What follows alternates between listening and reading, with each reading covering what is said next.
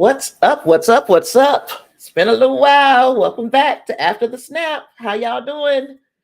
Woo, man, when I tell you it's been a little second again, I know y'all get tired of me and all of my craziness and excuses and stuff that happens in my life. But let me tell you, things can get real weird real quick around me. And it happened. Yeah, things have gotten weird. I didn't have access to the internet for a little while, but obviously I'm back. Obviously I'm back. So we're gonna see how long we're able to keep the lights on in this thing, literally. But I'm not tripping. We're here now. Let's go ahead and we'll have our we have our little time to chat. And what better time to chat than when we have so much going on throughout the various fandoms. Now, I know right now I'm being a rude person because I'm looking down at my laptop. I'm sorry, but I have to cancel something. Okay. Yeah, I'm excited to talk today about what we have going on in the various fandoms. Um, and the fandoms that I'm discussing, really, the number one suspects are always for me Star Trek, the MCU, and Star Wars. Because obviously we should be hearing something out of these camps this week. Because if you were unaware, this week, September 8th, we've got Star Trek Day. Yeah, Star Trek Day again. We're doing that. Yeah, Star Trek Day is chef's kiss. So we've got Star Trek Day coming on September 8th, along with Disney Plus Day. So these two fandoms is kind of bumping heads, but that's okay because these are things. There's a set time. We'll get into that for Star Trek Day, but for Disney Plus Day, they're kind of doing little drops all day long, so you will be able to take in both fandoms. If you are part of both, like I am, you will be able to enjoy the content that's being created for both. Now we also have the D23 Expo that is this weekend. That's what I'm looking forward to. We got lots to get into about D23. So I am super duper excited. This is going to be a crazy weekend. Hopefully, I'll be able to at least stream, maybe live stream, live tweet. I'll have to do something for us for Star Trek Day. And then we also we'll have a conversation on the back end about D23 because there are some rumors. We'll be discussing those as well. I want to jump things off with this has been a crazy little period of time because somehow, some way, Aries Spears. Y'all remember Aries Spears from Mad TV back in the day? Back in the day, like a way back, like a silk wife beater and a wave cap. Yeah, that's how long ago. That's how long ago we had Aries Spears being relevant, and now all of a sudden, Aries Spears this shows back up on the scene. And what happened with Aries Spears when he just popped back up from wherever he was hiding or wherever they had buried him? Aries Spears popped back up and decided that he wanted to go in on Lizzo. So random. It was just so random. Now, he was being, in fairness, he was being interviewed. The interviewer, can't even remember who this interviewer was, brought up Lizzo. And in my opinion, from just the context of the way this interviewer brought Lizzo up, it was for Aries Spears to kind of go off on this little tirade that he went on. Now, Aries Spears decided that this is his day. He's going to talk about Lizzo, say that she got a pretty face, which is just like something that I hate to hear anybody, especially black men, as they refer to black women or black people, period. Don't touch big people, not even just black people, but these people were black. So that's why I say black. But just if a girl is pretty, she just pretty. Don't say she got a pretty face for a big girl. That's a very ugly, that's a backhanded compliment. That's not even, you might as well have not said shit. You might as well have not said shit. Um, she's pretty for a big girl. That's not a compliment, sweetie.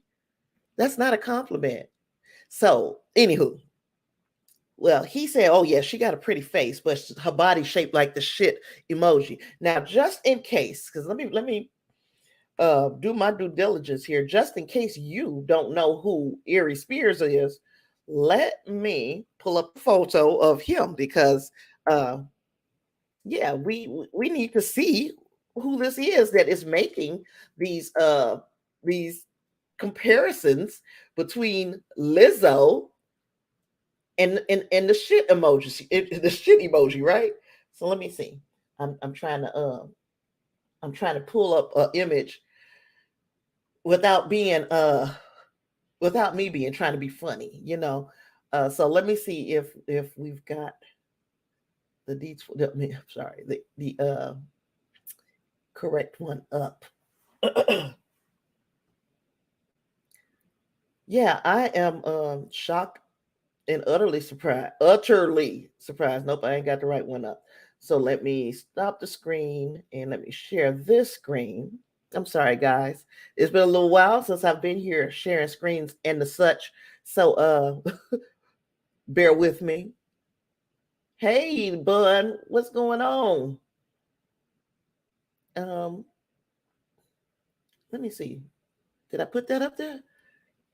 You know what?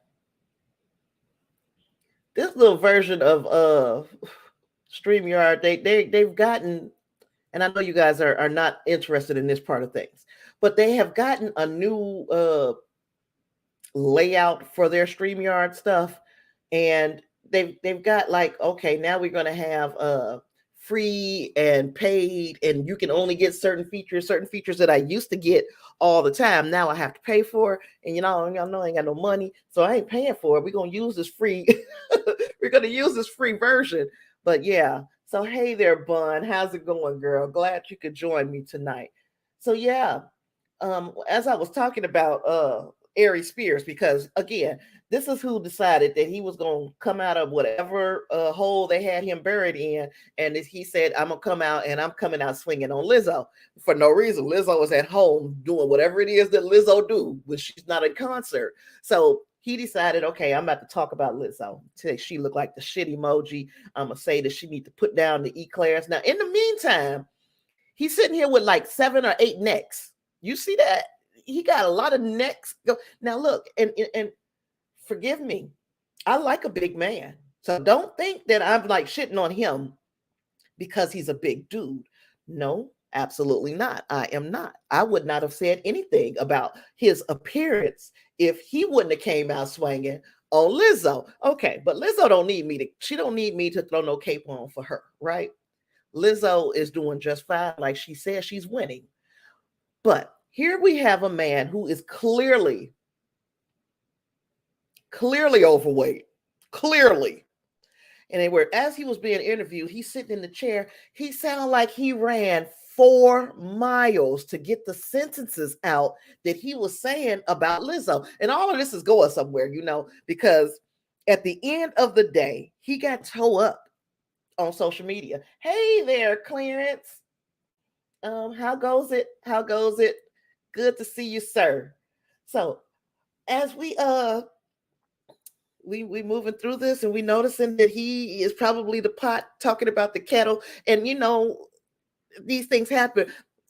I grew up with a Southern household. My family, they some Southern folks, and one of the things that we knew was that God don't like ugly.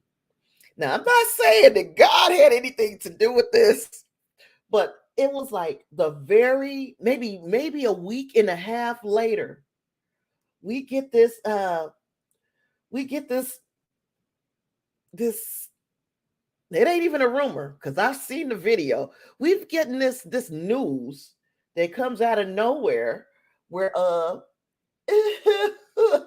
look, Lasandra said he thinking he a 10, he a 0. Look, man, regular schmegular. Let's be real. He's funny in ways. Sometimes he's funny. Now, if you put Aries Spears in the hood. So just take him out of Hollywood, out of that arena, and put him in.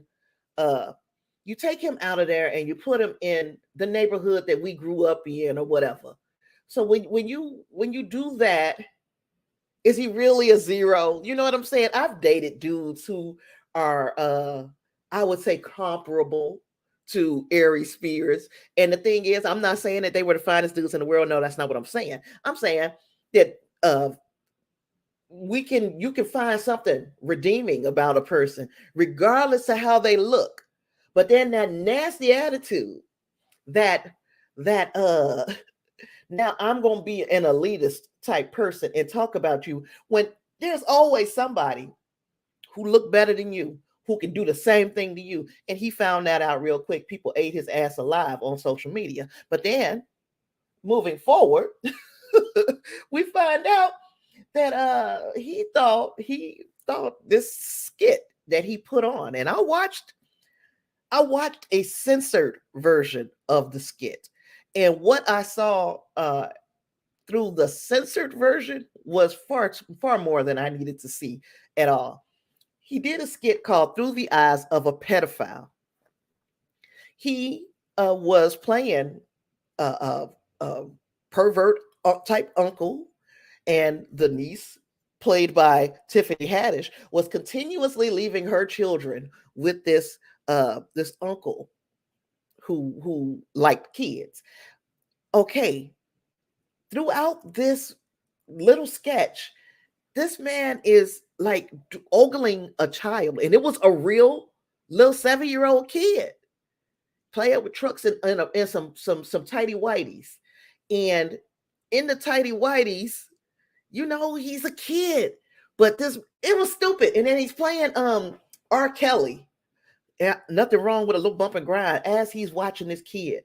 And then it moved forward from him watching the kid, to him having this kid rub oil all over his body, from him squirting lotion and make it look like, y'all know what it looked like, and then getting in the tub with this baby. And then it all culminates with the kid becoming kind of not a pedophile, but becoming attracted to this uncle and looking at him in a sexual manner.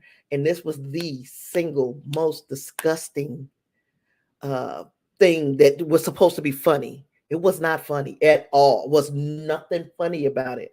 And I don't understand what they was going for with the skit. So, okay, God don't like ugly, like I said. Now, this skit resurfaced after Aries Spears made these Lizzo comments. And I'm not saying that Lizzo did it, but I'm saying that some of her stands probably did. It was like, oh, you want to talk about Lizzo? Well, let's bring back this.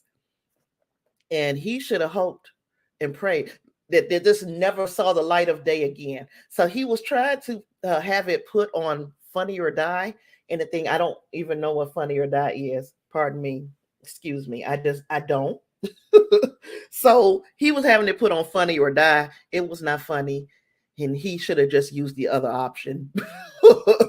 But since it's out now, everybody knows that you did this horrible video with a child.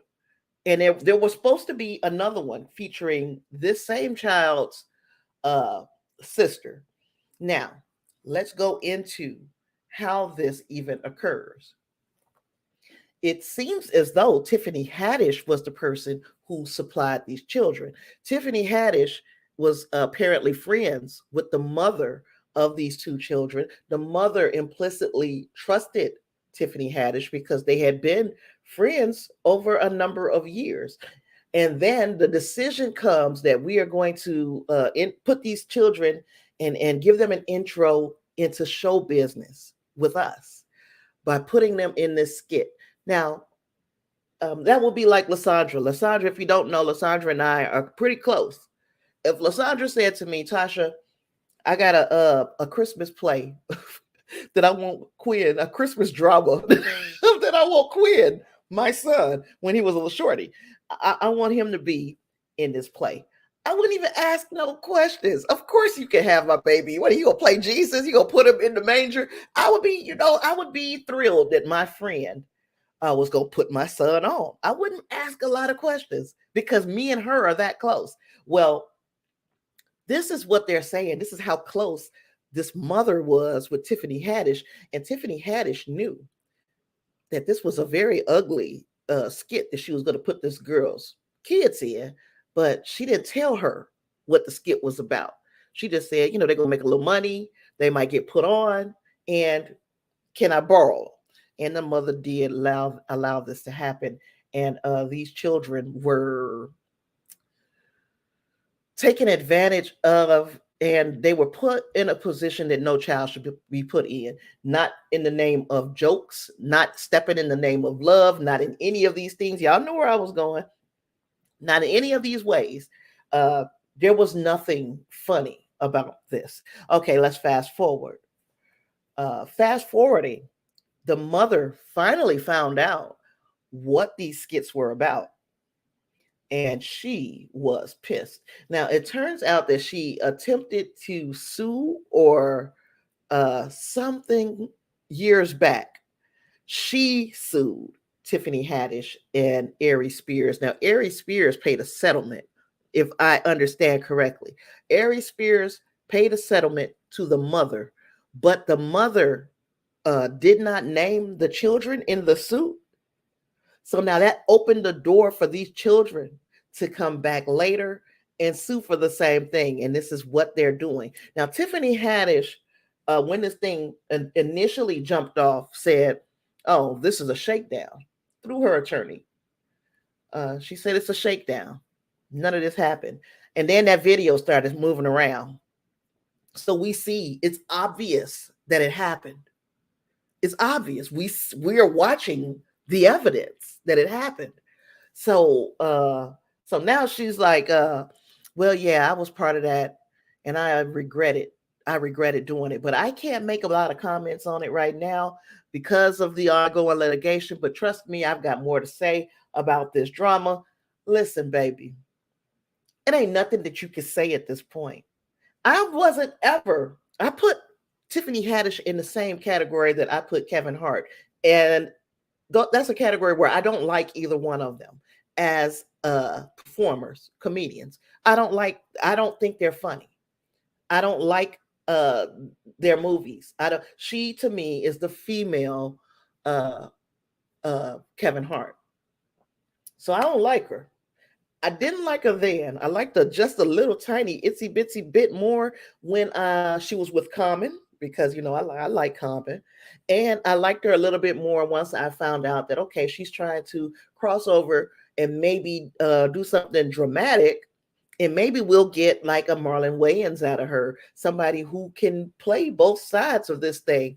And she was doing this dramatic thing. She's going to be playing Flojo. She's also supposed to be in a Disney movie, Haunted Mansion 2 or 3 or whichever number it is, Haunted Mansion. So I can almost guarantee that the rug is about to be pulled up under her for press on that movie now that this allegation has been made against her. But we also, and it's not just an allegation, we have seen the evidence that she was part of this horrible skit. And we also know that Flojo, that movie, is I don't know how that's going to work. You know what I mean? I don't know how it's going to work. People are going to they're going to act funny about it. As far as I'm concerned, she's done. She is done.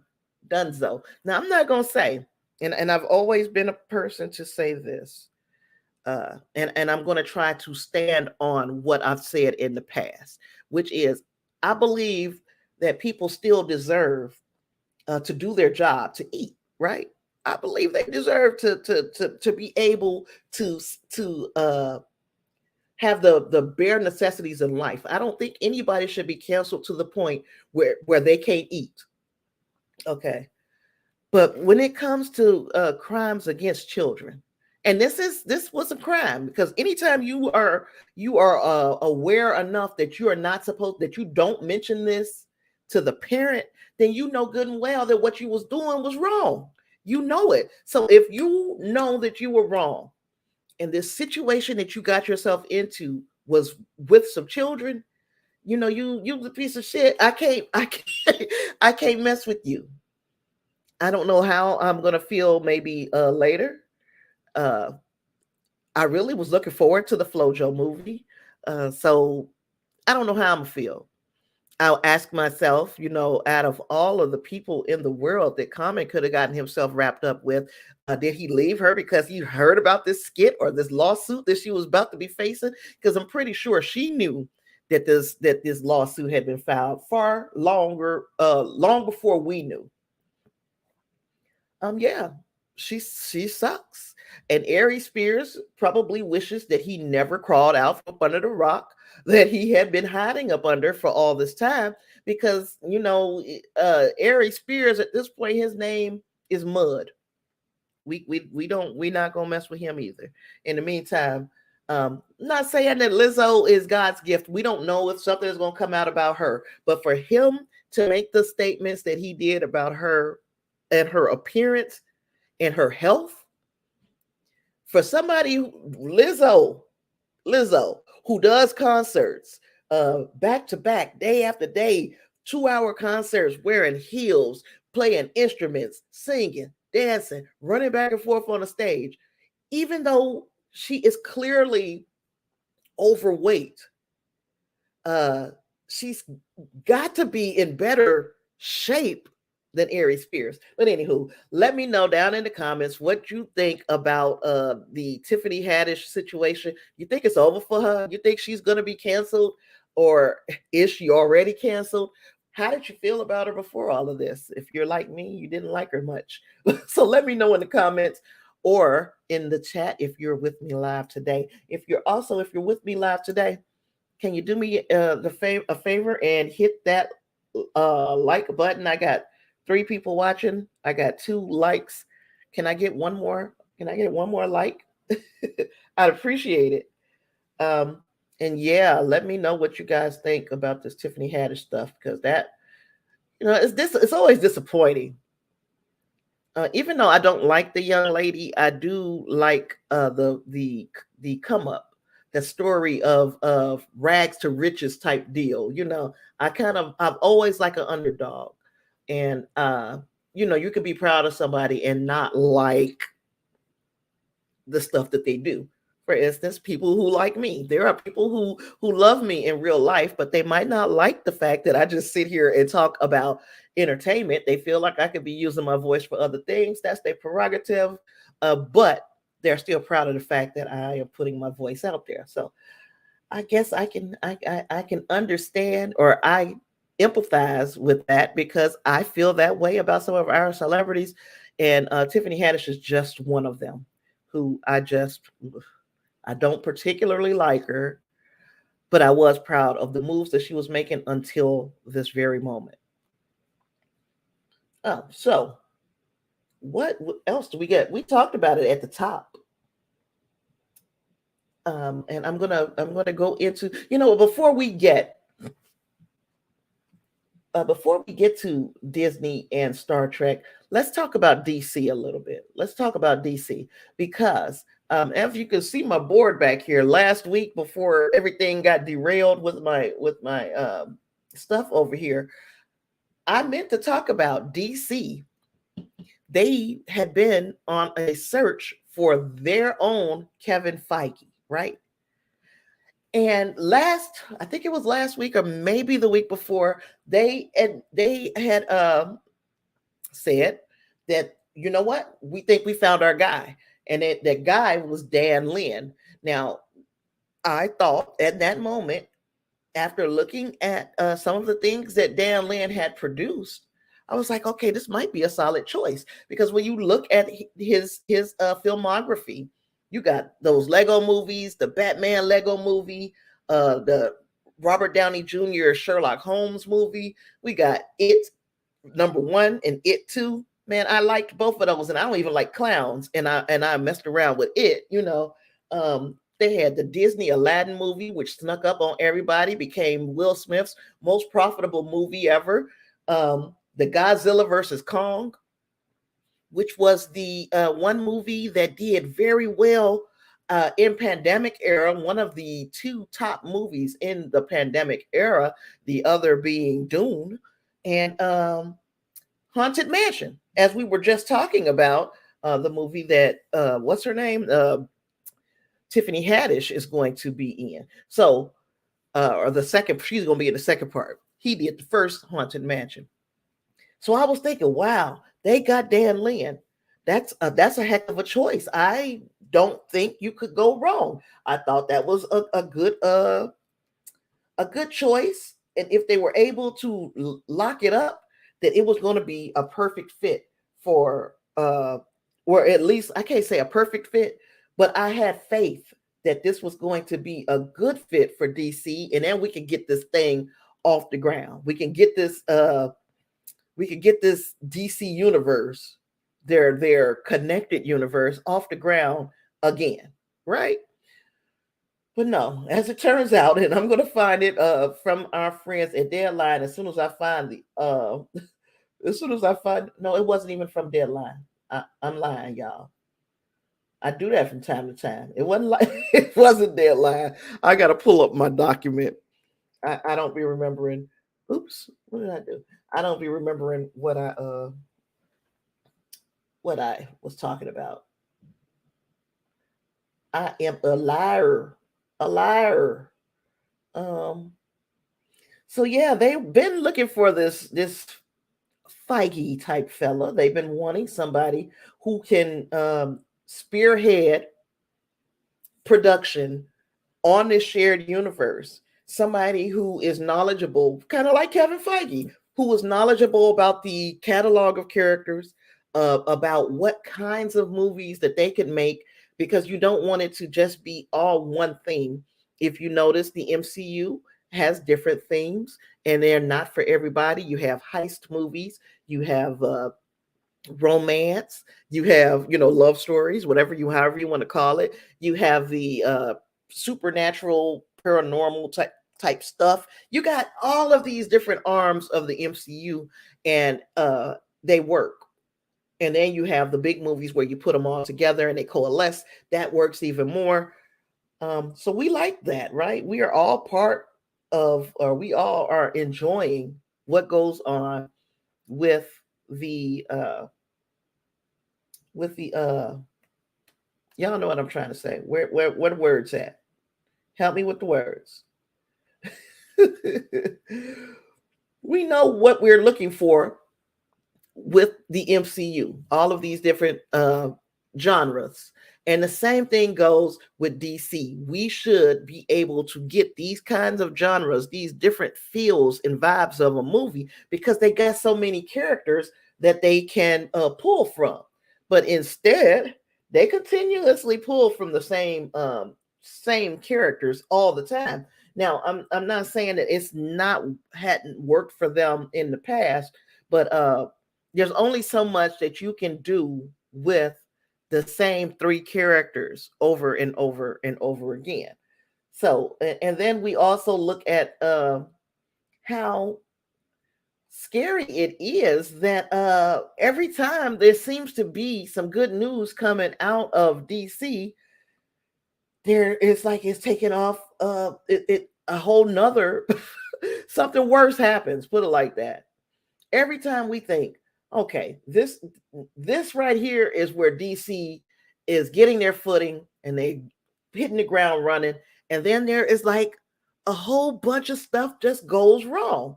I have never seen anybody be this cursed in a movie era or a movie studio that has this much upside with the characters that they can bring to life. Okay, so DC is they're still searching for their Feige. And the story that I was supposed to be quoting is from IGN. I did all that big old talk, and I was so excited about Dan Lin, and then we find out that Dan Lin ain't gonna be doing it. Dan Lee, and they made these big announcements. They leaked this big thing, and we find out that he's not going to be doing it. They have opted to move on after failing to reach a deal. Negotiations reportedly reached an impasse over the production company that Lynn owns. Is called Rideback. So Lynn reportedly wanted to keep Rideback going with an equity stake owned by WB Discovery, but the two sides ultimately couldn't agree on appropriate compensation. So they're going their own separate ways. We're not getting Dan Lin as the Kevin Feige of the DC universe. So as a result, Lynn is going to move on to other projects and is going to leave WB Discovery to continue its search for its Kevin Feige role. Now, in the meantime and in between time, the person who had been filling that role was Walter Hamada. He's been pieced out. He's like, all right, base. I don't know if he got fired or if he just said, how y'all going to be looking for somebody and I'm right here. I've been sitting here this whole time. I'm right here. So he said he gone. So and I mean, and there are a lot of people who are like, good riddance to bad rubbish, Walter Hamada. But at least they had somebody. They don't have anybody now. So WB Search is part of a broader reset for its DC movies, which have enjoyed plenty of individual successes, but have otherwise struggled with the lack of identity. The role would reportedly direct. Slow down, girl. The role would report directly to CEO David Zaslav and have a major say in the future of WB's superhero films. Let me see. Oh, yep, Clarence, I agree with you. And I hadn't even gotten to the point where we were talking about DC Fandome. But yeah, they, as we look at what the other major studios or major fandoms are doing with their fan bases. You got Disney. They first and foremost, all of the big fan bases were addressed at Comic-Con and at other conventions. So we have that. But then the major fandoms have also been putting on their own little show that the spotlight is on them.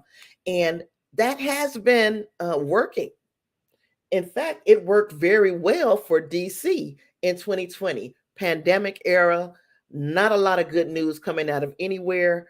DC says, you know what? We're going to put on a fan event.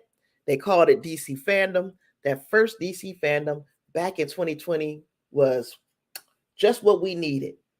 It was just what we needed. It made all the correct announcements. It introduced us to the Batman, gave us a trailer. It gave us sneak peeks at what was going on behind the scenes with Aquaman 2, behind the scenes with The Flash. They talked about other projects that they've got coming. And they also embrace other aspects of the fandom by talking about books, by talking about cartoons, the animation, by talking about all of these different things, put it in one big fan event, threw a bow on it, and the entire fandom had something to be excited about. Then they did it again last year, and last year was a lackluster affair. Even with all of the things that they had on the horizon, we're like, how could it be worse this year than it was the first year when you got so many things to look forward to? And then we started noticing things start to fall apart. And they don't have any good news coming out of DC right now. Look, there was rumors, and I'm gonna pick up Clarence. We got a lot to talk about when we get to that D23 section, and I'm getting there, but I wanted to get the bad news out the way first. I'm gonna put your comment up here though, because so people know what to look forward to. We ain't getting no DC Fandome this year, okay? Because there's no good news. Because everything has some type of controversy attached to it. because one of the major things that was being announced and we were excited about was that Batgirl movie. And people are still trying to push. I got a fly in my room. That's gonna bother me. Um, it was a push to get that movie, and of course, that movie has been shelved along with that Scooby Doo movie. But okay, so that stuff has been shelved. We're not getting the Batgirl movie.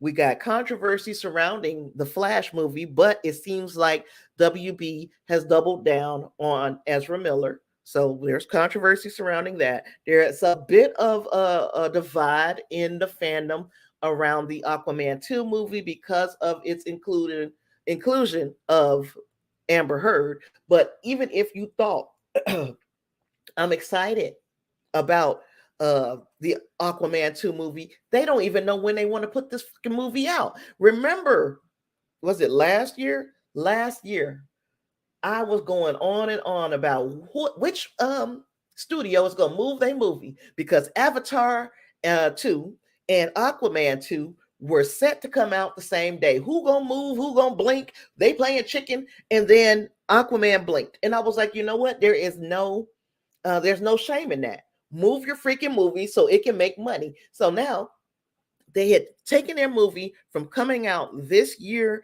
in December until next year in, I believe it was March. Then they moved it again, and then they moved it again, and now it's coming out in December again. But guess what? Now it's facing off against Avatar 3. Why would you put the movie there? We've been waiting now for this movie. I'm getting a little animated because I'm upset about these moves that DC makes. But you still have now you have now you have your movie again facing off against an Avatar movie. We don't know what Avatar 2 is going to be like, but we have seen some footage of it, and guess what? It looks fantastic. So now we don't know what's going to happen with Avatar 3, but I can bet that it's going to be just as dope. And now you got Aquaman hanging out with Avatar 3 again. It's just so it's just so disorganized, the thoughts behind what they're doing. Okay, so calm down, Tasha. Calm down, because they also moved Shazam 2. The second, yeah, they've moved that, the Fury of the Gods movie. In fact, the only movie besides that, Don't Worry, Darling, I think that's the name of the movie, the one with Florence Pugh and yeah, that movie. That movie, they got it coming out. Harry Styles is in it. It's an Olivia Wilde movie. They got that movie coming out. Okay, Don't Worry, Darling is safe, and Black Adam is safe. Everything else was shifted around, moved around, and I'm like, so I just don't know, y'all. I don't know how I feel. Yeah, it's just not good news coming from out of DC. And we get no fandom because there's nothing to discuss. There's nothing to talk about. I think, in my opinion, and you can let me know if you agree or disagree. In my opinion, I feel like they still should have put something on for the comic books, for the animation, for all of that. Clarence is asking, do I think they're gonna pull Flash? It's looking like they doubling down on putting it out. When they made it known that they had these three options that they were putting on the table of how they were going to handle the Flash. Option number one was to scrap the movie. Scrap the movie. Option number two was to release the movie, let everybody know that Ezra Miller would not be carrying on as Flash, and have them do very limited press. The third option was to have Ezra Miller apologize for their behavior over these past couple of years now, and say that they would be trying to get help. And once we saw that happen, we know that their plan right now is to push forward with the Flash and with doing press with Ezra Miller, which is, to me, a very dangerous sentiment. I would not bet on Ezra Miller behaving for the next few months moving into 2023. So what you think, Clarence? Do you think they're going to pull it? I think that, and another thing that I've heard, I'm sorry, I know I'm all over the place. Another thing that I've heard about Flash is that it is probably one of the highest rated films from a test market in DC's history. So if the fans, their test audiences love it, it would be unfortunate to have to pull it. But do I think they should pull it? They should have, hindsight is 2020. But when back in the year 2020, when Ezra Miller choked that lady in Iceland and threw her to the ground, and it was on video, when that happened, they should have, this was before Flash was moving into production. Flash went into production the next April. This happened in either November or December of 2020, right around COVID, right? When that happened, the WB had an opportunity to recast that role and move forward without any controversy. Instead, they decided, we're going to pretend like we don't know this happened. They didn't even talk about it. They didn't discuss it. They didn't make Ezra Miller make a statement about it. They did nothing. They pretended like it didn't happen. And then that signaled to Ezra Miller that I could do anything I want. And they continued to do or to behave badly. And even if they aren't behaving badly, now they have the stink of some of the things that they did do, is that stink is on them. So now everything that somebody says that they did, it sounds like it's plausible because they've done these other things. Let me see what Clarence has for me. Clarence says it looks like they're waiting for the drama to die down. And is it though? And that's the thing. Is it going to die down? Even if it dies down for a month or two, can we be certain that Ezra Miller is going to be well enough to do press for this movie? They say that this is their favorite character to play, the Flash. Of course, I would feel that way too. If I were potentially going to make millions of dollars, probably on back end deals that you've got with this film, I would feel that this was my favorite role to play as well. But then my behavior would also indicate that. And if I was going through what most people would say is a manic episode or something to that nature, I would probably go and get help if I know that I could be potentially canceling one of the biggest paydays of my career. Even though they also did Fantastic Beast with the WB, and Fantastic Beast, was a pretty profitable franchise. I don't know. I don't know what's going on. I think that Ezra Miller is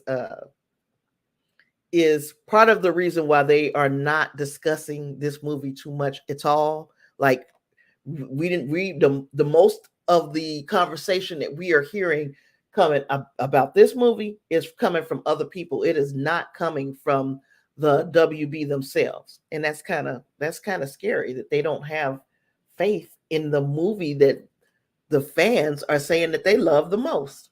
They don't have faith in it because they don't know how the star is going to behave.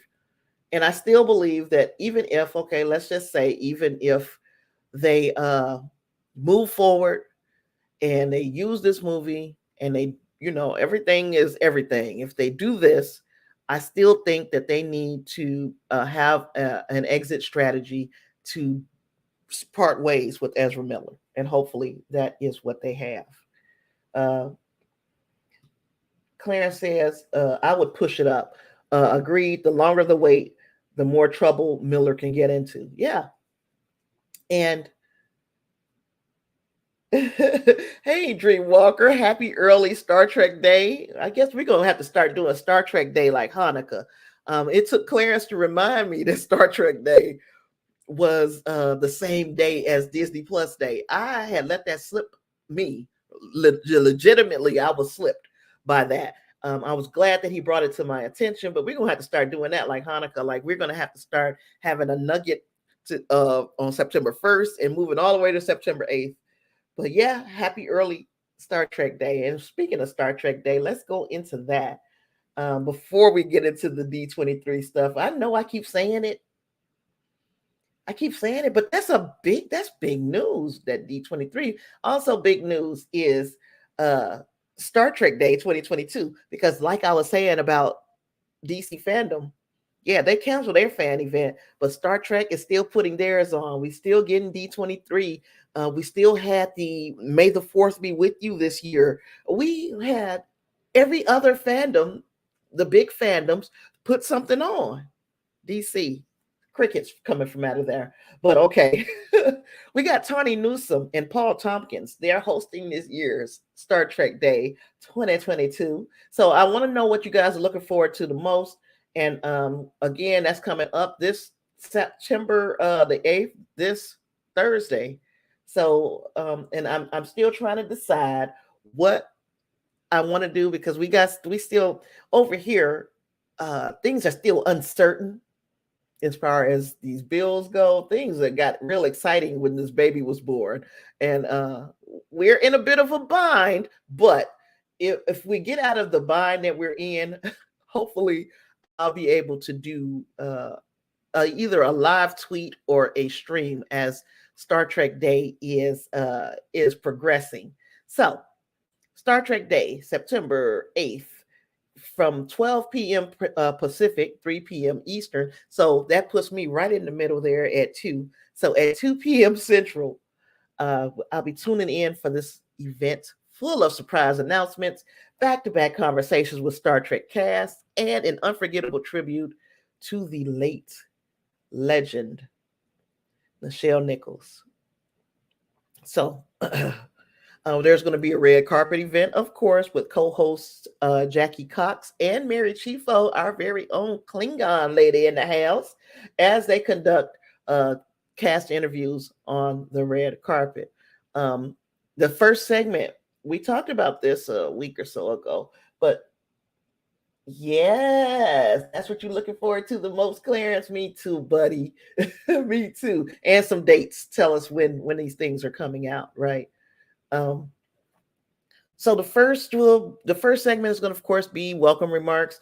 Our second segment is going to be Star Trek Picard. Now, my hope is going to be, like Clarence articulated just a second ago here, is for a trailer. I also want to know when this is going to drop. When are we getting Star Trek Picard's final season?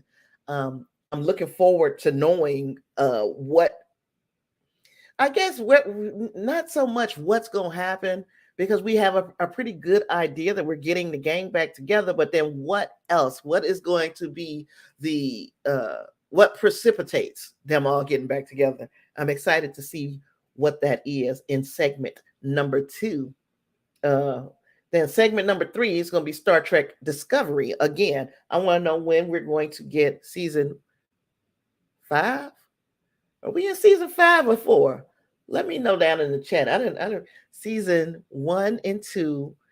Yeah, we in season 5, huh? So what we gonna get with season 5 of Star Trek Discovery? I'm very excited to see where that goes. Star Trek Lower Decks is moving right along, and that is going to be segment number 4. And let me tell you, for somebody who really never had too much good to say about Star Trek Lower Decks, but we did anticipate that they was going to step their game up. I've liked these first couple of episodes of Star Trek Lower Decks. They have not gone too far with their jokes, with the kind of crass humor, the adult kind of humor. They haven't pushed the envelope really, really far. And they've kept it, it's funny. They kept it funny. The A plots and the B plots have been pretty decent. So I'm excited for Star Trek Lower Decks. Let me pick up Dreamwalker here. Dreamwalker said, I personally hope they don't spoil too much too early, but a release date and some clips from the first episode back would be good. So, right, I don't want to be able to guess the entire premise of the seasons for these two series that we were just talking about, Discovery and Picard, but I do want it to pique my interest enough for me to want to speculate. Y'all know how I like to do.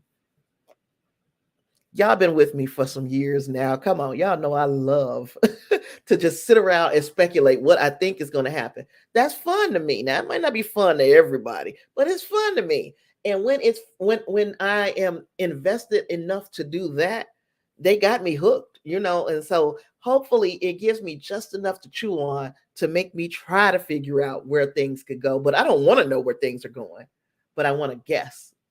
Okay. Clarence says they completed shooting Picard season 3 before the previous season ended, which means they should have a trailer ready for us, right? Yep. Disco and Strange New World is done shooting. Good to know. Oh, me and Clarence disagree. We disagree. Clarence didn't like Lower Deck season 3, episode 2. I liked it, but it wasn't. Yeah, I liked it. I liked it. Tell me what you didn't like about it, Clarence. Or what was the one big complaint that you had? And let's see, what Dreamwalker? Dreamwalker said the speculation is one of the reasons I'm here. Yes, that's fun. And I promise you, sometimes we are so close. The last time we talked here a couple weeks ago, when my grandson crashed the party, and we had to end it real quick.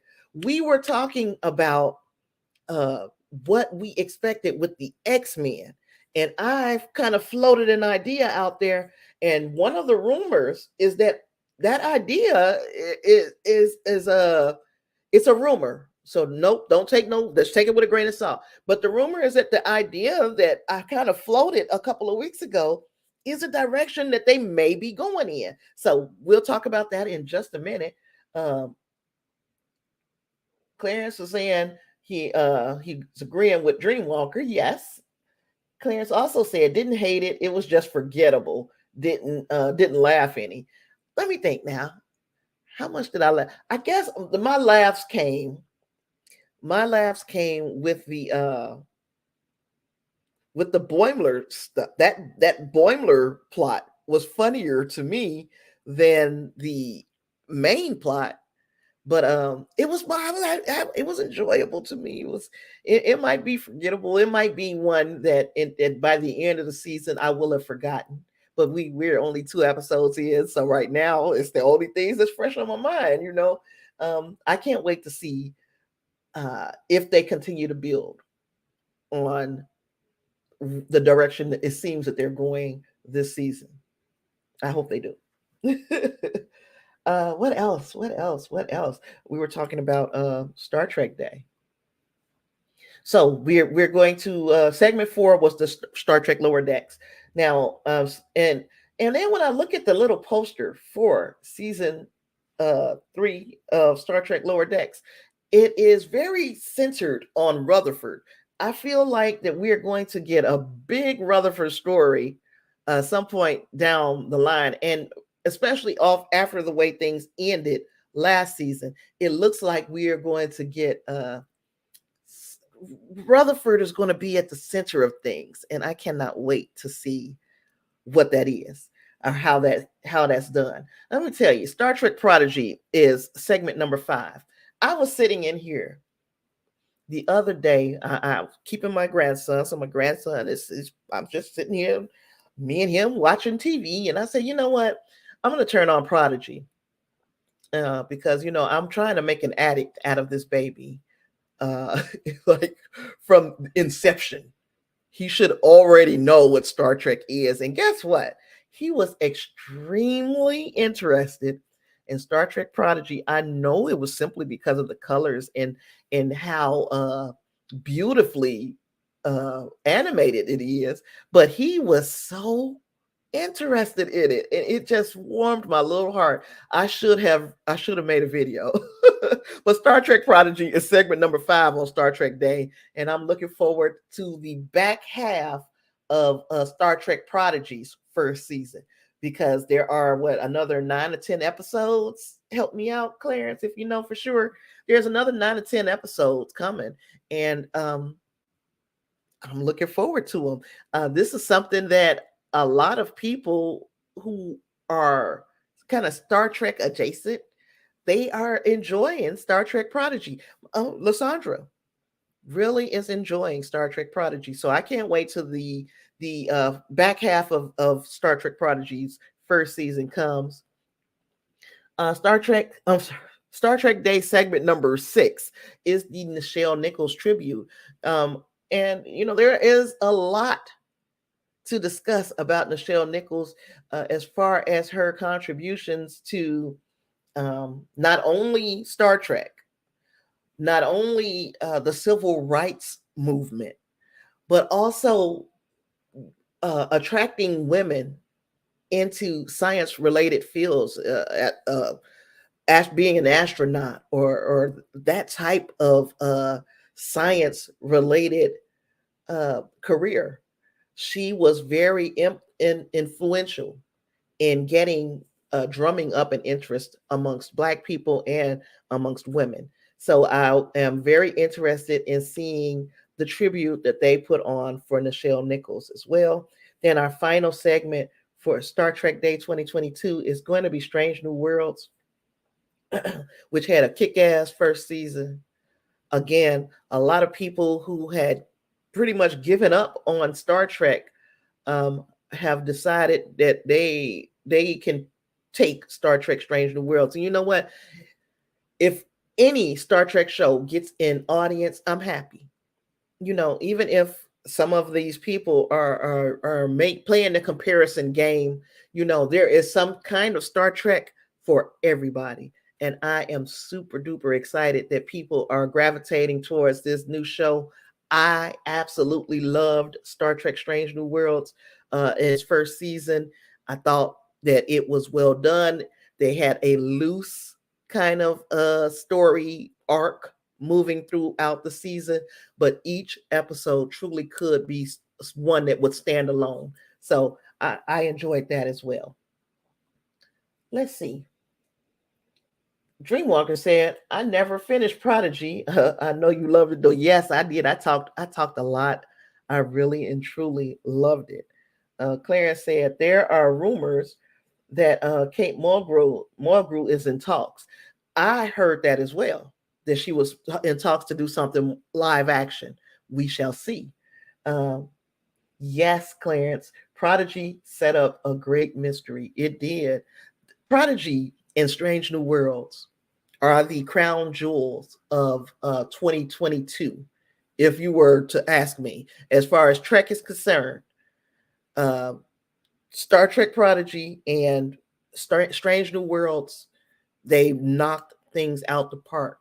They have drummed up an interest where and have found an audience, particularly with people who had either never been exposed to Star Trek or who had given up on Star Trek, and now they are finding their way home. Come on home, y'all. Come on home. Speaking of coming home, Dreamwalker said he's hoping that Kate Mulgrew sneaks into Picard season 3. So yeah, that would be good, because that as far as the time period, that makes sense. That's probably where we would see her if we were to see her, unless they do something different. Yeah, that's the only place I think we'd be able to see her, besides Prodigy, when we see her there. But I mean, as far as live action goes, I can't see her being anywhere else, right? That's probably the only place we would be able to see her. Now, before I move into D23, and I know y'all sick and tired of hearing me say that, let's talk real quick about the Orville, this past season of the Orville. You know that now it's exclusively on Hulu. It no longer is playing on network television. Fox is streaming. They were able to make a lot of kind of film, I would say kind of a little bit film length episodes. I enjoyed many of them. Some of them I felt like went on a little bit too long, but the stories have gotten fantastic in the Orville. And now they've moved, now that the season is over on Hulu, they moved it over on Disney Plus. And I think they're trying to see how big of an interest uh, the Orville will capture over on Disney Plus before they say, you know what, we're going to take it under this umbrella, or are they going to just leave it on Hulu and give us that season 4? You cannot not give us a season 4 of the Orville after the stellar season that season 3 was. It was an absolutely, it was a great season. And yeah, the money, you could tell they got some money, and you could tell they could take the cuffs off just a little bit. We could tell stories that are more edgy, and we can use edgier language, of course. So let me know. Just let me know what y'all thought, or if you have any thoughts on the Orville, because we didn't get a chance to talk about it too much together, unless you, of course, are over on the Discord, where occasionally we would bring up things about the Orville and other stuff. Um, right. I'm so goofy. Not just the time period, but the fact that Seven is there, that would be what pulls her into Star Trek Picard. Yes. Yes. Now that is like one of the things that it makes me feel like it is more likely that we will see a live action Kate Mulgrew, especially knowing that this is the final season of Star Trek Picard. Doesn't mean it's the final time that we're going to see Seven and Raffi. I honestly believe that we might see them show up again in their own series. I hope that is what happens, but I feel like that is a possibility. And Dreamwalker, I'm 100% in agreement that the place that we probably could see Kate Mulgrew is in Star Trek Picard season 3 because of Seven. Duh. Oh gosh. D23. Did I say D23 or did I say Star Trek Picard season 3? I hope I did. Since I keep talking about these D23, let's just get it. Let's just get it out of the way here. It's a lot. First and foremost, Disney Plus Day and is this week on Thursday. Disney Plus Day. So let me just tell y'all, just give you a little bitty tiny bit of what to expect out of Disney Plus Day, because Lord have mercy, I'm excited. Just but while I'm looking for what I'm looking for, let's talk about Chadwick Boseman. And I'm pretty sure they are going to make mention of this during D23, that Chadwick Boseman had received a posthumous Emmy for his voice work in the What If series. So his wife, his widow, was able to pick the award up for him and accept it for him. I am very happy that he was awarded something posthumous. Y'all know what word I'm trying to say. And I just said it, and I can't say it again. But I'm glad that he was able to receive an award for the work that he was done. I really wish it would have been that Oscar for Ma Rainey's Black Bottom. But okay, so be it. So Bennett, he's got this award. We know what Chadwick brought to to the movie going experience, the movie experience for us. He played icons, and one more iconic role was his the Star-Lord T'Challa. And I was happy, that he got the Emmy. So I'm pretty sure that'll be mentioned during D23, because I'm pretty sure we're going to hear quite a bit about Black Panther 2, Wakanda Forever. I think we'll hear quite a bit about it because of well, because that's what it's the next movie that's coming out from out of there. But I hope to hear a whole lot more. So before we get into that, though, I want to talk about Disney Plus Day. I just want to give you an overview quickly on what we can expect on Disney Plus the day that we are getting Disney Plus Day. I know I'm talking around the block. I'm talking all around the block. Oh, no, that's not what I was trying to do. Do what to expect from Disney Plus Day. So I guess they made a decision to move it from November to Thursday, September 8th, which is going to usher in also the D23 Expo. So the ultimate Disney fan event, which is D23, is also taking place in Anaheim, California from Friday, the 9th of September on through Sunday.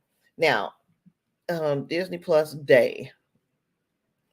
I keep forgetting. I got so many, what you call it, mouses. I got so many different mouses. I know it's supposed to be mice, but it ain't mice when you talk about two. Anyway, you know that Thor, Love and Thunder, which is a movie for the first time I haven't seen in theaters. I haven't seen this Marvel movie in the theater. Yeah, my first time seeing it is going to be on Disney Plus on Thursday.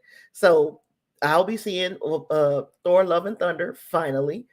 Also, that live action Pinocchio movie that's coming out on Thursday as well on Disney Plus. I'm looking real forward to that. Now, there's also going to be other Disney Plus Day premieres from Disney, Pixar, Marvel, Star Wars, National Geographic. There's going to be a lot of new premieres coming out on Disney Plus Day. But the big ones to me is Pinocchio, Thor, Love and Thunder, the making of Thor, Love and Thunder. You know how they do those Marvel Studios assembled shorts? That is going to be the making of Thor, Love and Thunder, Marvel Studios assembled.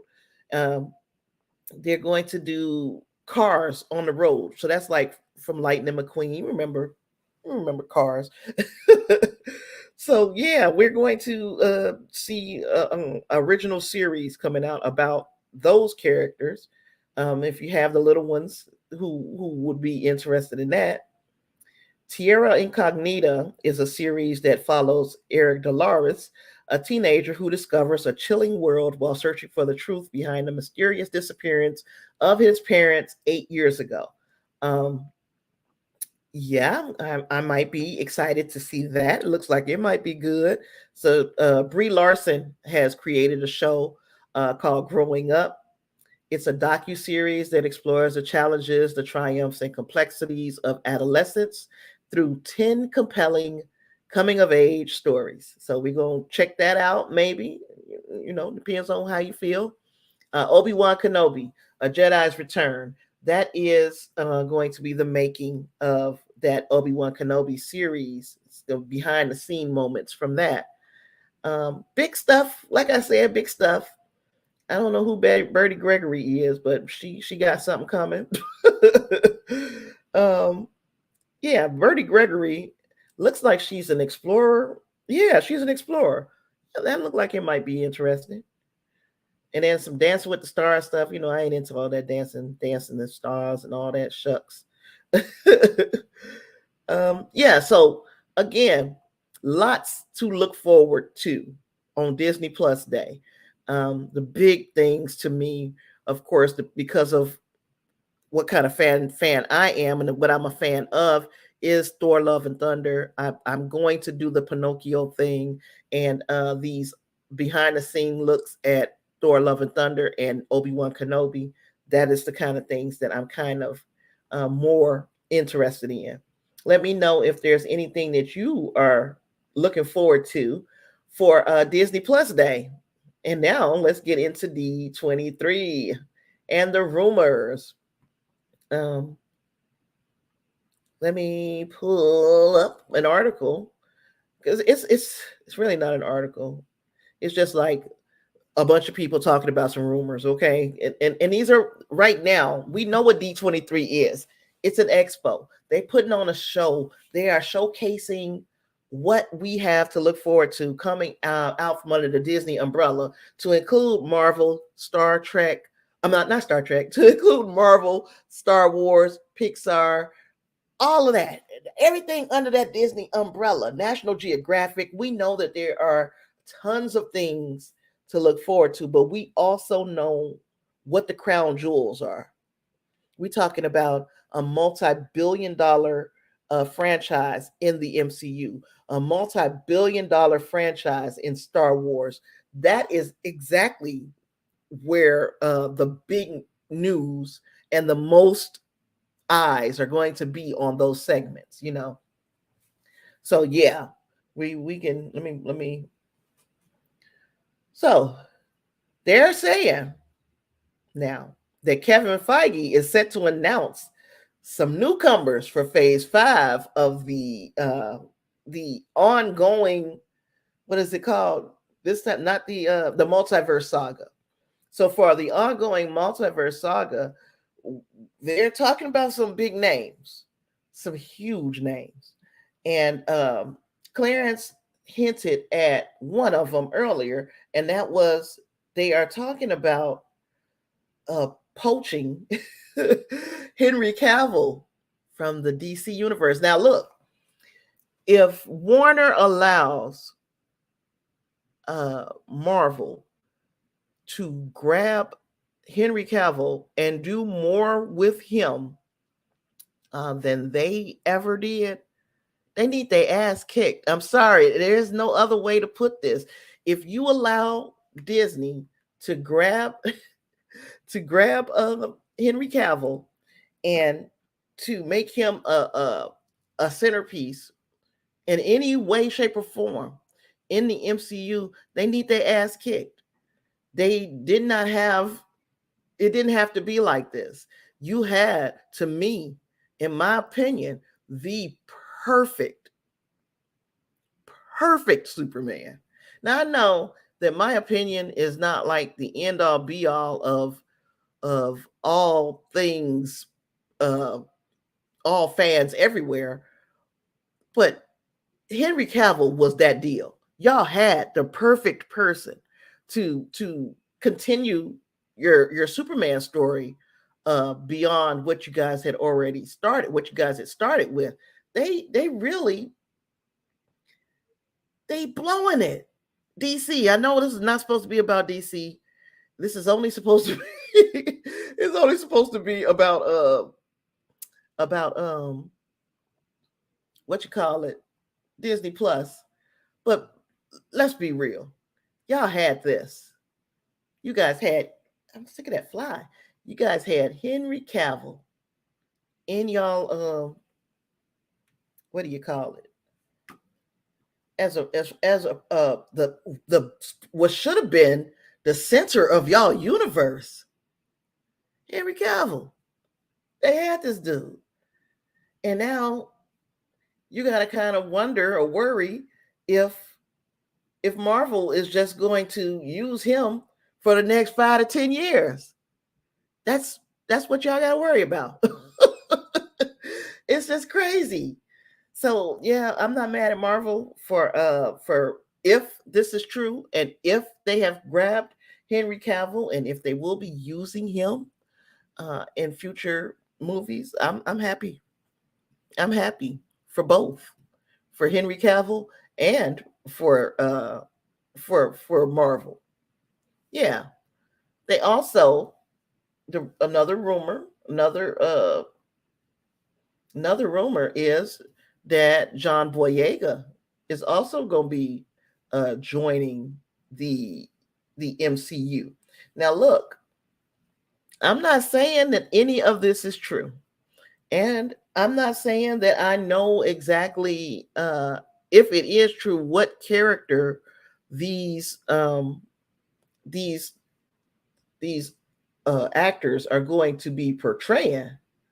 But I do know that that is the rumor. The rumor is that John Boyega and Henry Cavill are on their way. And I kind of hope. And there were rumors that for Henry Cavill, there has been a couple. You just take your pick. Some people were saying Wolverine.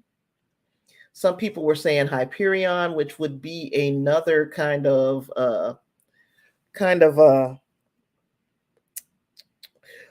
celestial type character who is kind of has a similar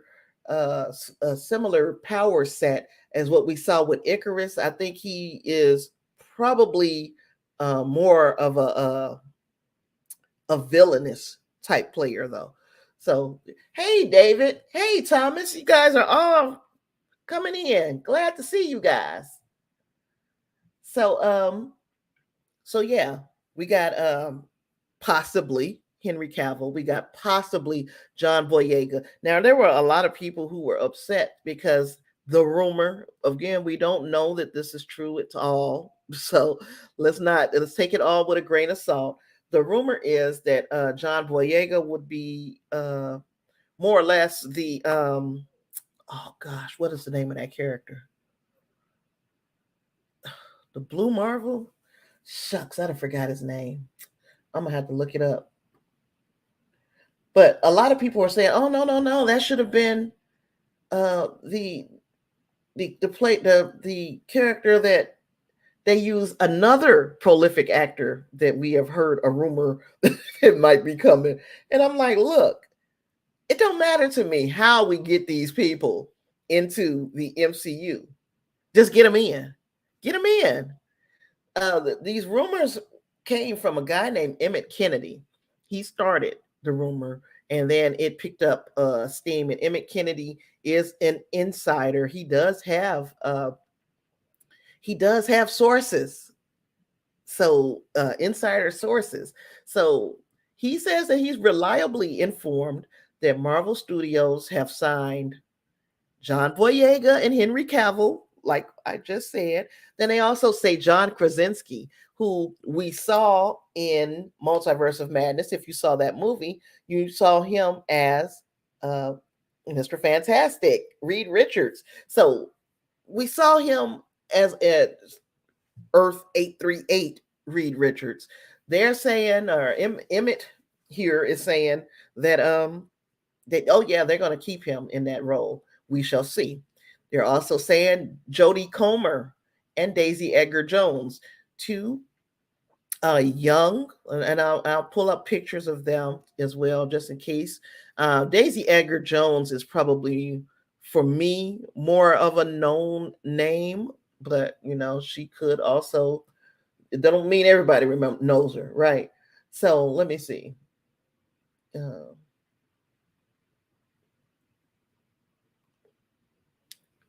So yeah, Daisy Edgar.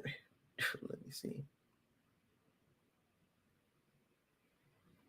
Stop screen, share screen. I'm trying to show you guys who Daisy Edgar Jones is. And she's a pretty girl, of course. So that's Daisy Edgar Jones. All right. So they're saying that there's a possibility that we'll be getting her in the MCU. They are also talking about another, let's see, another Jodie Comer. Now I don't know who these ladies would be considered for in the MCU. They both have the look. Daisy Edgar Jones is big name, so point blank period. If they get her, that would be fantastic. Now, if they get Jodie Comer has a very distinct look, and I'm wondering if she would be the well. You take a look at her. She looks like she would be the Sue Storm type to me. If we are believing the rumors, if we get John Krasinski, a lot of people were really hoping for Emily Blunt. But if we don't get Emily Blunt as Sue Storm, this lady could very well, Jodie Comer, could very well be the Sue Storm type. So we shall see if there's any truth to any of these rumors. Yes, sir, David. The new Thor is coming out this week, Thursday, and it will be in the IMAX format, like the other. They still have a lot of the other Infinity Saga movies out in IMAX format. I was just last night. I watched Infinity War like a bedtime story, y'all. I was telling my son, I turned on Infinity War well, as I was laying down, and I fell asleep before Thanos even got onto the Asgardian ship. I was tired. I don't even know why I put that movie on, but I did end up waking up. I did end up waking up and seeing what part was it? Oh, when the war started. Yeah, it really wasn't even when the war started. I woke up in time to see Rocket the Raccoon say, "Oh, I'm gonna get that arm," and then I just continued to watch it from there. I'm glad. I know you guys are not the least bit interested in all of that. Now, as I was talking about these rumors that have come out in in for D23, and we again do not take this as I know this. These are rumors, right? But they are good rumors. Well, we had already talked about Giancarlo Esposito playing, and his wish list that he had. He had said that if he were to come in the MCU, that he would like to play, Magneto or Professor X, and it had also been mentioned. His name had been mentioned alongside of Doctor Doom. Now, I have made my point the last time we all were here together that I thought he might be a little too old for Doctor Doom. Especially since Doctor Doom is supposed to be a contemporary of Reed Richards. And if Reed Richards is played by John Krasinski, you need somebody in a similar age range to play Doctor Doom, especially if you're going to get a few years out of this character. Giancarlo Esposito is a little bit older. Now, he's not old as dirt. I didn't say that, but he's a bit older. Now, could I see a Giancarlo Esposito playing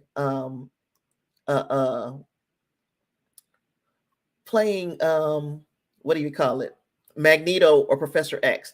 Those are the two characters he himself said that he would love to play.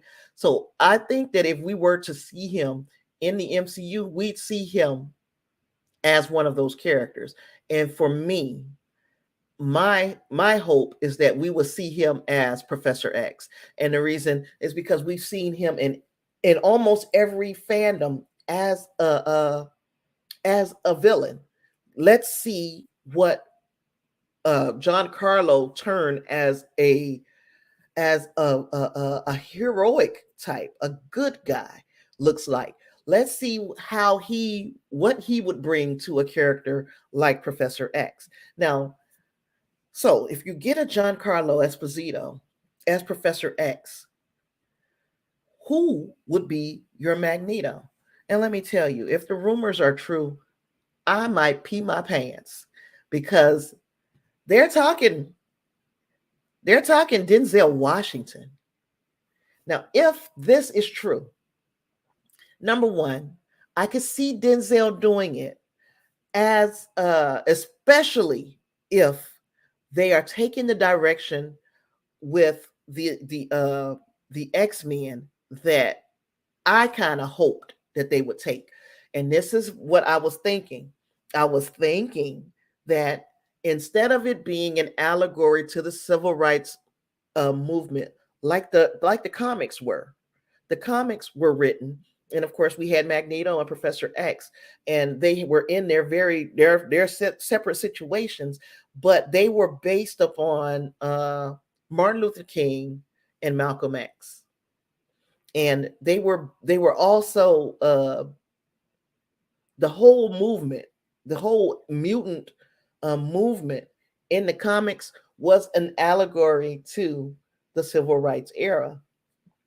There are those who say, well, it would be wrong if they made these characters black instead of being Jewish heritage for, especially for Magneto here. But when we think about Magneto was from World War II era, he was about what, 14, 15 in the World War II era. He would be damn near and I know that there are workarounds for anything, but he would be in his 80s, right? Am I doing is my math? And no, he would be in his 90s. And how how would that work? So if they take the allegory away and make these two characters came up in the civil rights era, I wouldn't have a problem with it. Now, of course, I wouldn't have a problem with it. There will be people who would complain if it was the case, even if you got these two iconic, huge actors to play these roles, people would have problems. I could see Denzel doing it if they took this route of it being a story about the civil rights era, and these two guys come up out of it, and they have these very different ideologies, and then these powers are awakened in them, and one of them uses their powers to try to bring people together, and the other uses their powers to assert their supremacy.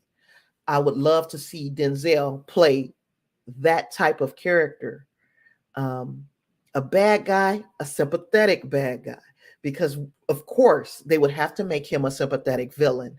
They would have to make him redeemable in some ways. Now, it's a role that you can introduce him. He doesn't have to keep coming back. They can introduce him, and then between him and Giancarlo, they can introduce all of these other X-Men, and then they can poof, be gone, right?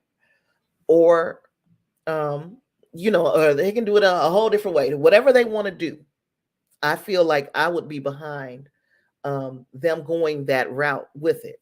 Now, if they don't go that route with it, and if this is all just a rumor, it was a wonderful thought experiment of how they could incorporate these black characters into these roles. But of course, people are going to be bent out of shape, no matter how you look at it.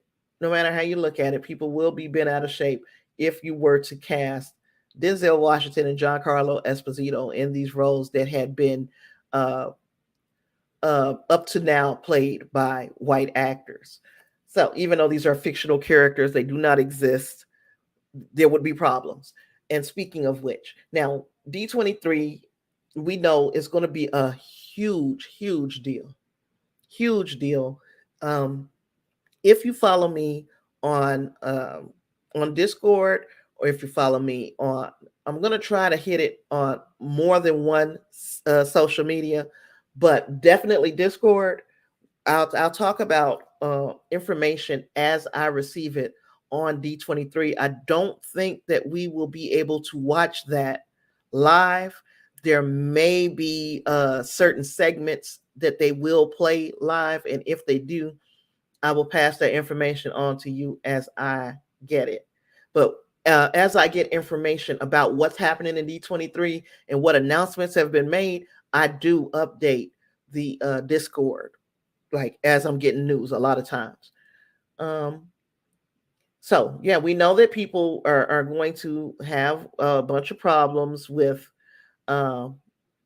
whatever happens with X-Men, if anything happens with X-Men.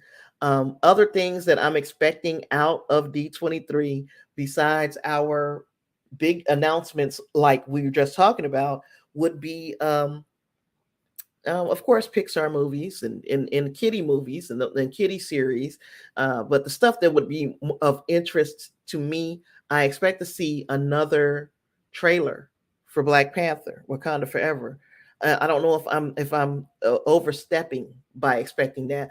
I'm also expecting to see maybe some footage, a teaser or some sort of Quantumania, Ant-Man. There is a picture that had been circulating around of Jonathan Majors. And let me tell you, now I know he's also playing in this next Creed movie that's out. But boy, Jonathan Majors is super cut. Like, he is bodied up huge. He looks intimidating. I would hate to be an Avenger facing off against that big monster. He really put on the muscle. So I am really looking forward to seeing what he's bringing to the Kang character. And I hope we get to see a little bit more of Kang, and we get to see that in D23. What else? Filling in those blanks on the timeline of what Kevin Feige announced for what's coming up soon for the MCU. He made those announcements at Comic-Con. There were a few blanks in that timeline. I want to see what's in those blanks. I want to know if they have anything to show us for Daredevil, Born Again, for the Echo series, Armor Wars, for Secret Invasion. Can you show us anything? Can you give us some concrete dates of when these things are coming out? Those are things that I'm expecting out of the MCU camp. And then we have Star Wars as well. I want to see when are we getting a film? Okay, I know we're getting a lot of TV, and I'm here for it. Give me Ahsoka. I'd like to see some of that. I'm excited to see what goes on with Andor. I am truly excited to see what this Acolyte series might look like. What else we have coming on the horizon for Star Wars? Give me, but definitely we need to hear something, anything about a film. I'm looking forward to hearing about a movie. Let me see what's going on here. David says Denzel could play a wide age range. Be good to see him cast somewhere in the Marvel universe. Yeah.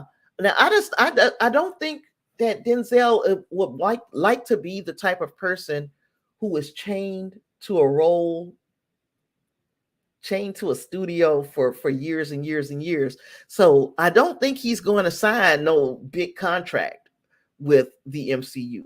Whatever they do, they'll probably have to do it within 1 to 2 movies, but that's okay. With the name, just imagine the audience of people who know nothing about the MCU that would be attracted just because Denzel is a part of it. I was looking at young ladies on Twitter. We're talking about, look, don't cast Denzel because then my daddy gonna want to go to the movies. I'm gonna have to explain everything that's happening to him because he's gonna have no idea. But to me, the same way Black people showed up and showed out for Black Panther, and I got a piece of tidbit of news about that too. But the same way we showed up and showed out for Black Panther, I believe you will see that same type of energy for anything in the MCU with Denzel in it. You're going to see that same type of energy. But if you made those two characters Black,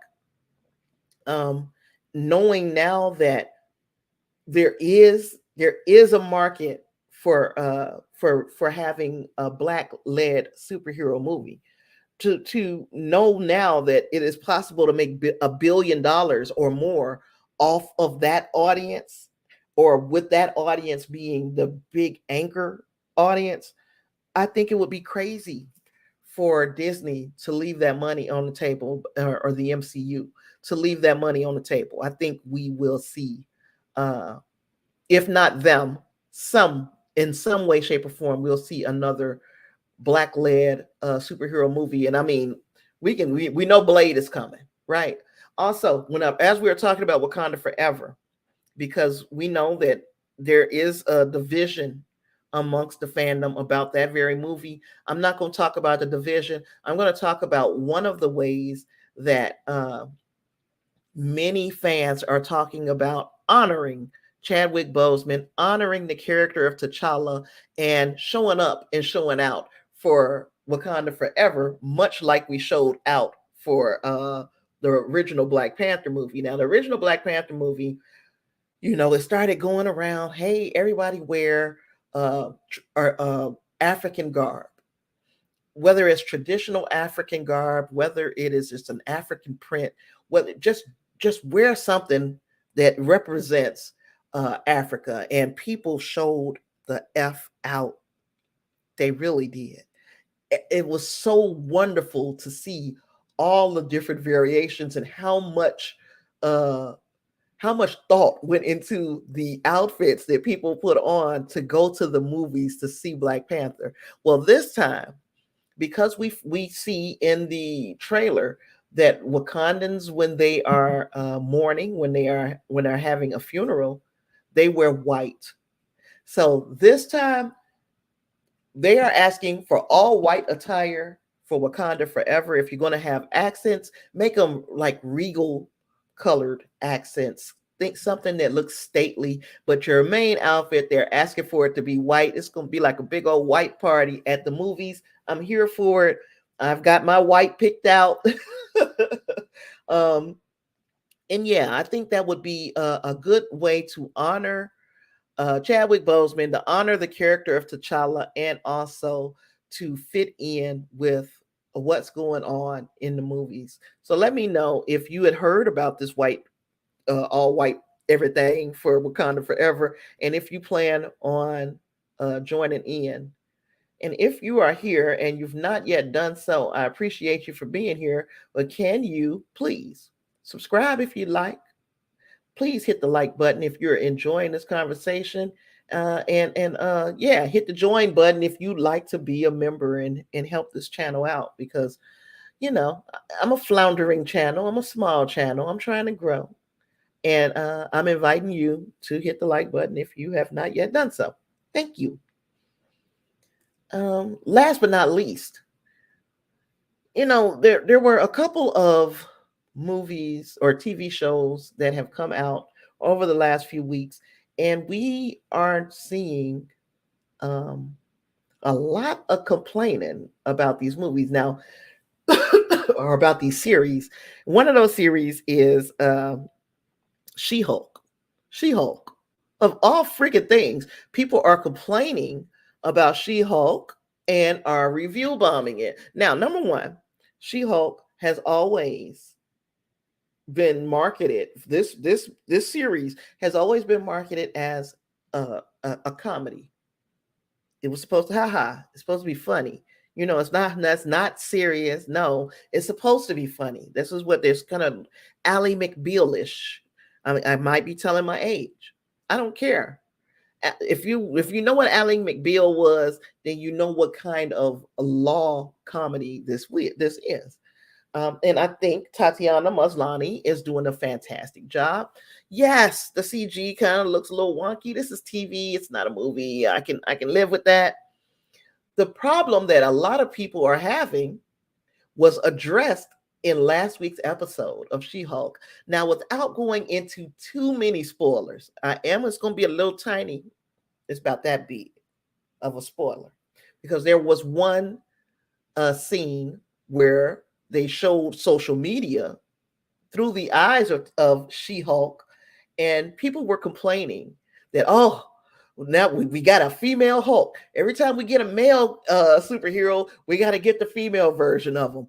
And they were just, the imaginary social media feeds were hilarious, because it's the exact same things that we are hearing from these losers in our real social media feeds. So it's showing how no matter what they do, Marvel knows what the fan base, or what the quote unquote fan base, is going to say, how they're going to act or how they're going to complain about things. And they already know, hey, this is what's going to be said. People are going to complain. And guess what? We knew this and we did it anyway. So that to me is saying, they are not going to bow down to these freaking haters. We are noticing that these shows are also being review bombed. Now, I say these shows, and a lot of people are like, well, what other show? That Lord of the Rings show on Amazon. Now, look, I watched the first episode. I have not yet watched the second episode. It didn't draw me in, but I am going to continue to give it a chance because one episode I cannot judge this series off of one episode. I was just a little bored with it. Now that doesn't mean it was boring. It just means I was bored. I'm going to watch it again, and I'm going to watch the second and third episode all together and see if I get a different feeling behind the series. However, the complaint that people have is not that they are bored, and it's not that it is boring. The complaints have been that there are Black people well, I ain't gonna say just Black people, that the cast is too diverse. That is what people are complaining about. That now this series is woke because because it's Black people in it.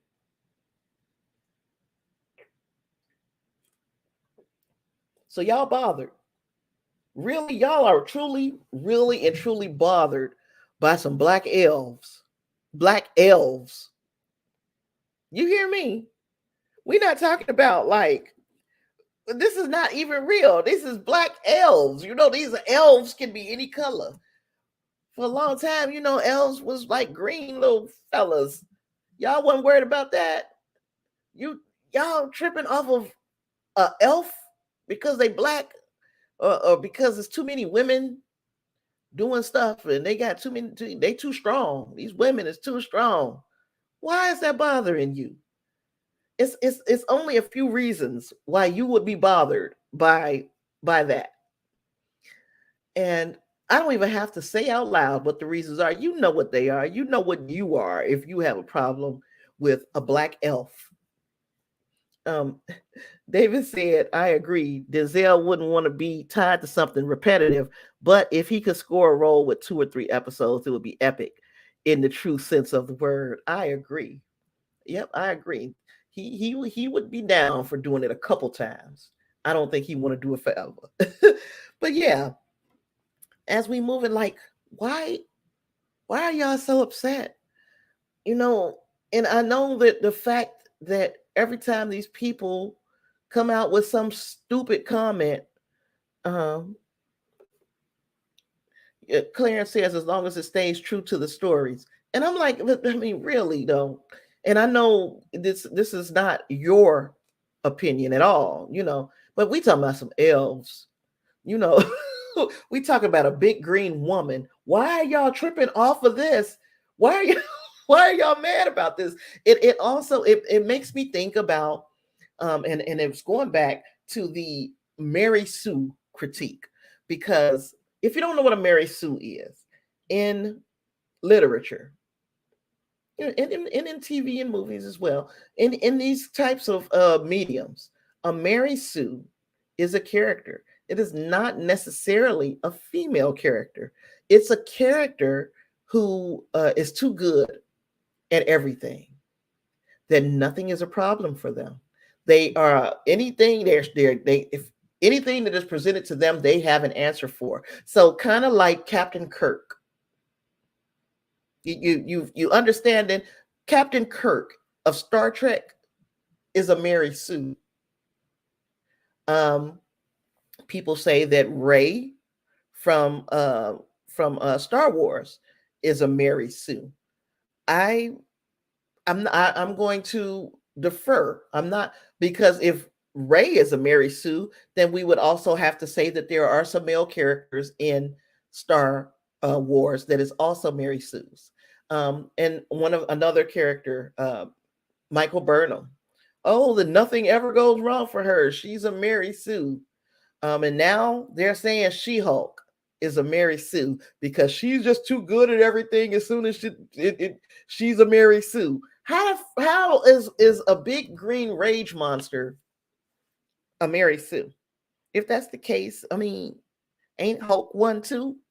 Why? How is she Jennifer Walters? How is she in the series of She-Hulk a Mary Sue?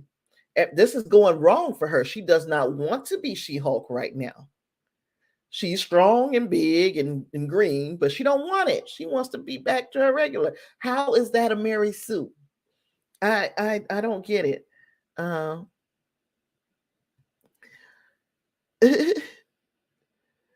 Oh, thank you, David. Tasha's my favorite and only go-to movie and TV expert. I wouldn't call myself an expert.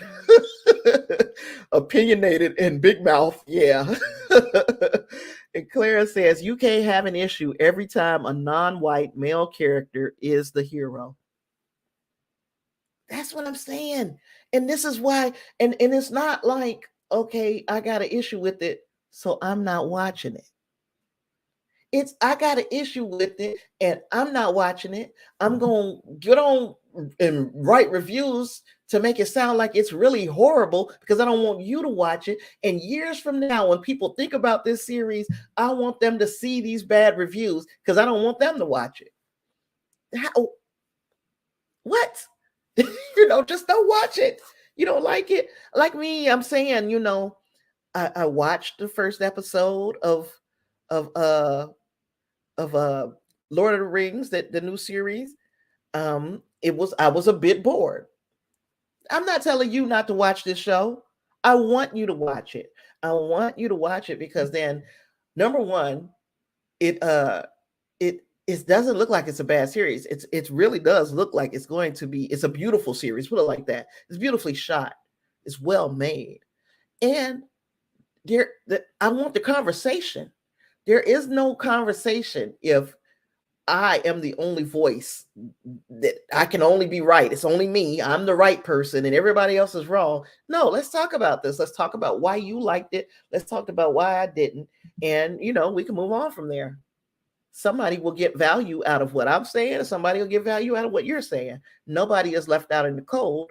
All opinions are valid because they're opinions, as long as you're not being a jerk about it. And that's the problems that I have been having with a lot of these complaints.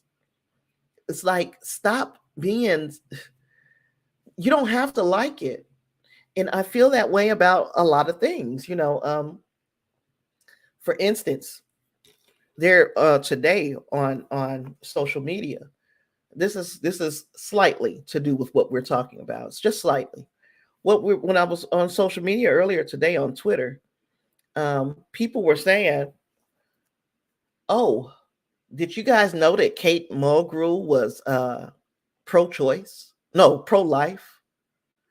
And I hate to break it to you that she's pro-life. And I'm thinking, why do we care what her personal feelings about a situation is? If she's pro-life, I didn't know it. First and foremost, it's not like it says Kate Mulgrew, pro-life, MAGA, or whatever. It doesn't say all of that. That's her own opinion. I'm pro-choice, and I don't think I'm a bad person for being pro-choice. I think me and you may have different opinions, but I don't throw a person away because they think differently than me, unless they're trying to force their opinion upon me. Then I got a problem, oh, such and such is a Republican. So as long as they're not saying, I don't believe that you have rights because I'm a Republican, who cares? That's their prerogative. Just don't push your opinions on me. Let's see. Oh my goodness. Oh, David, you said you a movie addict. You have over 1,000 DVDs and 400 VHS. Lord have mercy. That's a lot. I don't own, you know what? All of my, no, I can't say all. Most of my media now is digital media.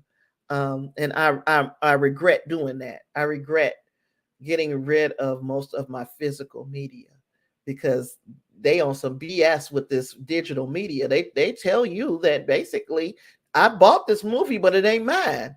And I got a lot of movies that I've digitally purchased that they like, oh no, I could take that. That's not yours.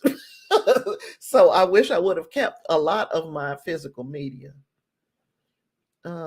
Clarence says the fact that this is a full-on, non-connected vision of the story, we should be fine with it. They aren't destroying what came before with the Peter Jackson. Exactly. This is something entirely different. I mean, it's like it's set so far ahead that why are y'all mad about this? And you know, there are huge arguments happening on social media of a noteworthy one. Neil Gaiman, who did Sandman over on Netflix, he got into a heated argument with Elon Musk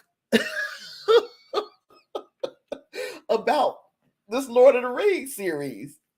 This is crazy to me. But yeah. David says, women being in strong roles doesn't bother me. Sometimes when they change the gender of a familiar character, it's weird sometimes. I can understand that. I can understand, you know, that the having a feeling about a character, you know, or gender swap or a race swap or whatever, having a feeling about it. But are you going to go way out of your way to try to make sure nobody else likes this series?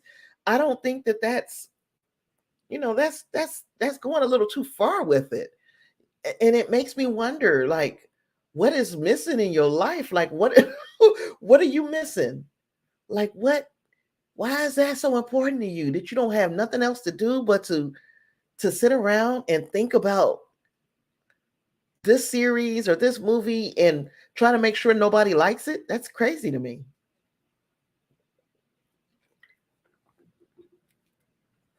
For instance, at the top, I talked to you guys about Tiffany Haddish and Aries Spears. And yes, I made it very clear how I felt about it. I didn't tell you how you had to feel. That's just me. That's my thoughts. And I know we're grown and we're adults and we're mature. Because everybody grown and everybody adult is not mature, right? So we're mature. And we're mature enough to know that this world is not made with just people like us in mind. You know, there's going to be somebody with a differing opinion, and it's just we have to learn how to live with a person who has a different opinion. We don't have to agree on everything. How stupid would the world be if we did? But I don't want for your opinion to keep me from getting stuff because your opinion has been so loud and wrong that you're the person that's being catered to, and that my thoughts or my feelings are not considered, and vice versa. I don't want my thoughts and feelings to be considered 100% of the time to the point where it's oppressing or stepping on somebody else. But I mean, we have to remember what the word oppression means. Now, it is not because all of a sudden things are becoming equal that you feel oppressed. That's not oppression. So yeah, I don't know, man. I feel some kind of way.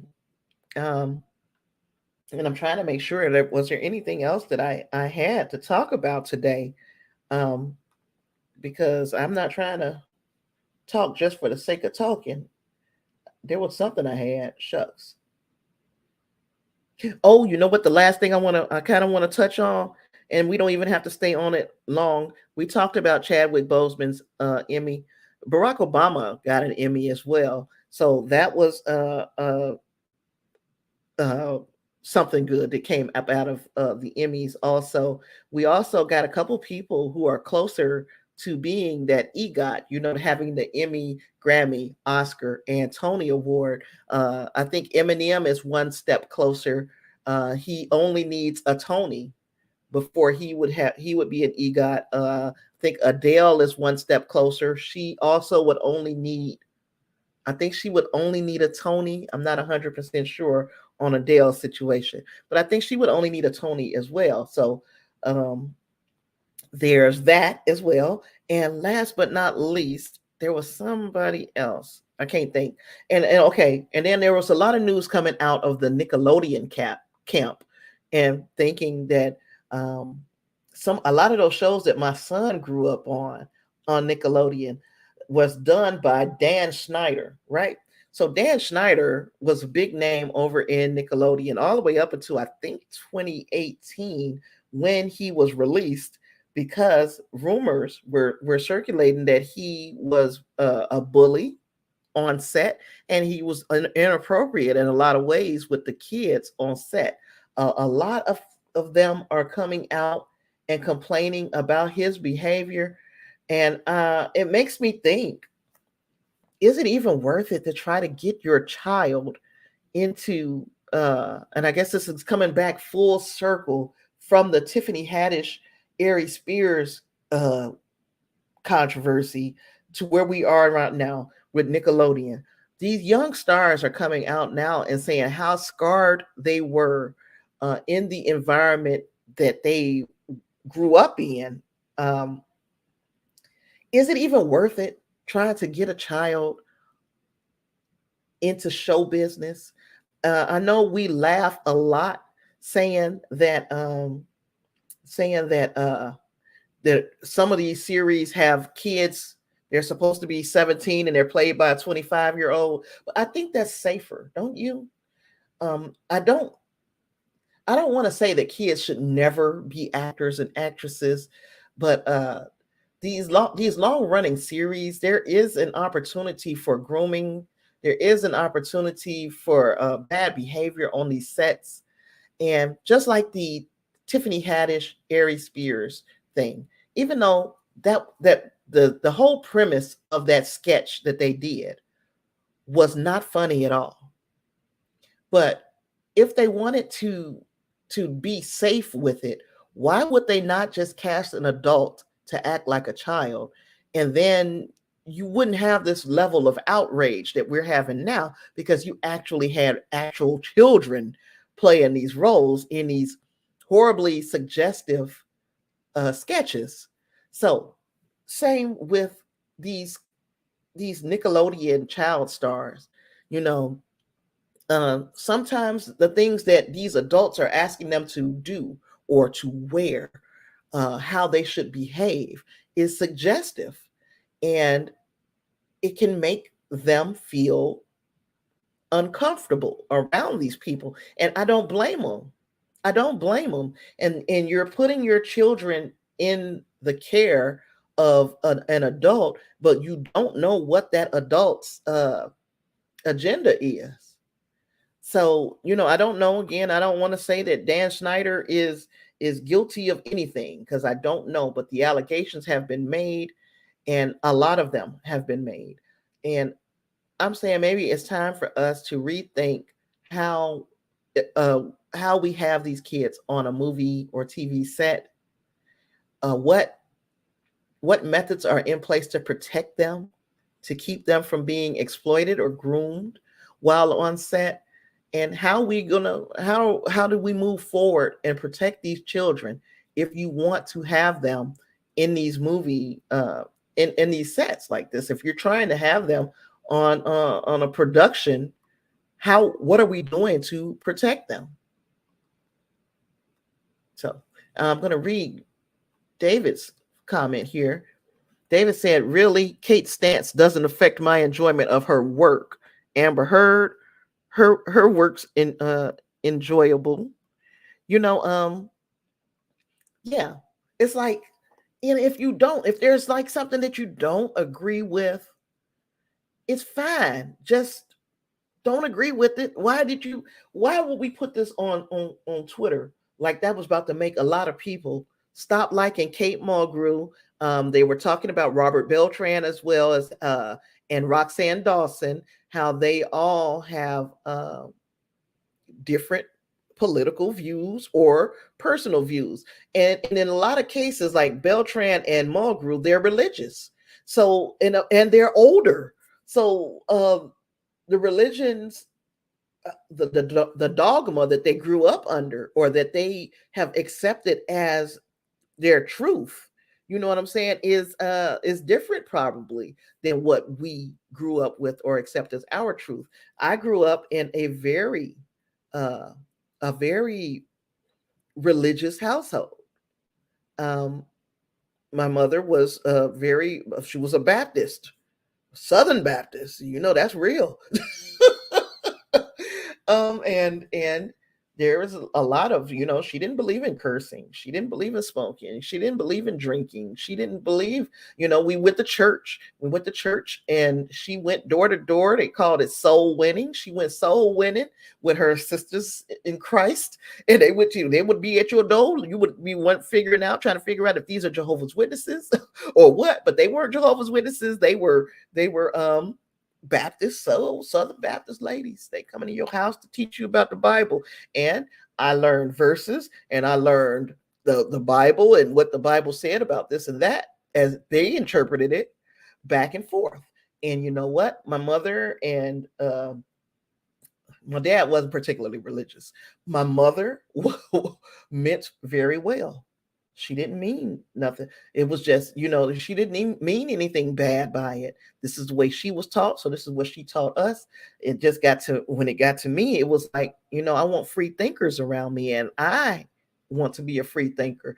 And there was a whole lot about what I read in the Bible that I didn't agree with, but guess what? I don't do. I'm not trying to talk you out of it, but don't bring you once now when you open the conversation, when you open the conversation up with me, and you keep bringing up what the Bible says, I'm gonna show you other things that the Bible says that you might not like. So that's my thing. We can't nickel and dime about it. Barack Obama's Emmy, that is yeah, Barack Obama's Emmy was for his narration of that about our national parks. I got to remember what the name of that show was. Barack Obama Emmy. Let's see what the name of that show was. I know it was about the national parks. He was narrating the Netflix documentary, Our Great National Parks, I think. I'm trying to remember the name of it. Yeah, Our Great National Parks. It was a five-part docuseries on national parks and wildlife throughout the world. So he is the second U.S. president to win an Emmy. Dwight Eisenhower also was awarded an honorary governor's award by the Television Academy while he was still in office in 1956. So, second president to win an Emmy.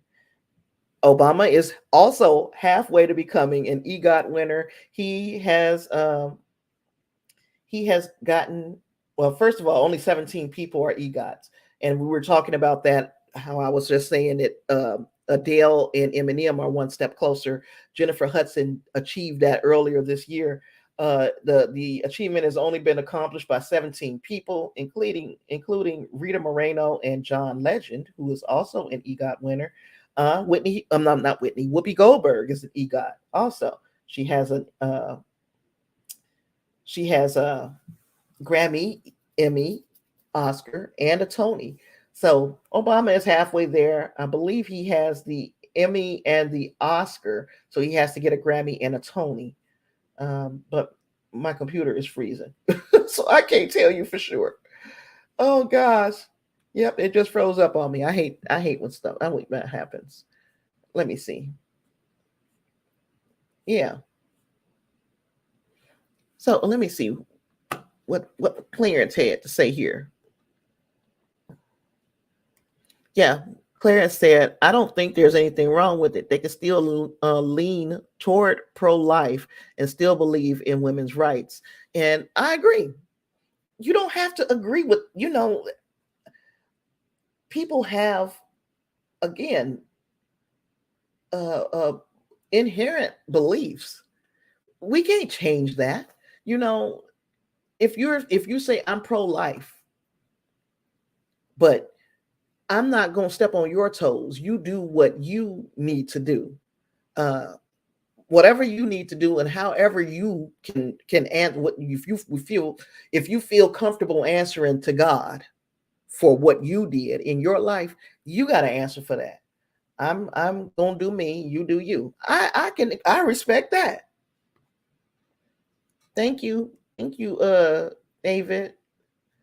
And then Claire says, saw some survey that most people agree on what defines life, but they don't want to pass anything because it's such a political vote dividing topic. And yeah, I can agree. What defines life? And I can agree that a lot of us do agree on what defines life, but again, there are toes that can be stepped on. So these are conversations that don't even need to be politicized. This is a moral, like your morals. You let your morals decide. Not Clarence got deleted. How did Clarence get deleted? What happened? Where did it go? Let me see. Let me go to the actual.